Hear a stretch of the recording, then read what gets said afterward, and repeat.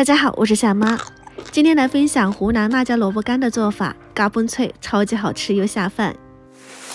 今早去市场的时候看到这个萌小的萝卜，真的超级可爱，拎了一袋回来，这里应该是有18斤左右。把表面清洗干净，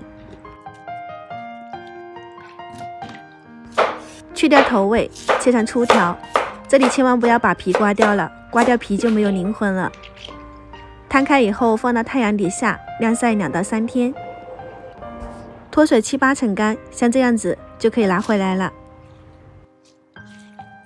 放到凉白开里面冲洗干净。晾晒的过程中难免会有一些灰尘或者是脏东西，这里清洗干净，吃的也放心。再把水分挤干。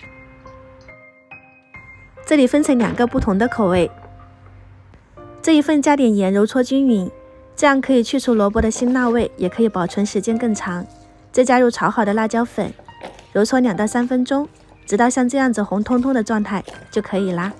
这个是干的辣椒萝卜干，单吃起来的话呢超级辣，但是腌制几天用来炒菜就特别的香了，尤其是用来炒腊肉，真的是太下饭了。放到罐子里面。另外一份就更加简单了，直接加入我们之前做的茶油剁辣椒，这个教程大家还记得吗？如果不记得的话呢，可以翻看一下哦。抓拌均匀以后尝一下咸淡，加一点盐或者是鸡精、味精提鲜，这样就可以开吃了哦，不需要腌制的。吃起来真的是嘎嘣脆。全部弄好后放到罐子里面压紧。2种口味的辣椒萝卜干就做好啦。基本上每年都会做，湖南人的冬天离不开它。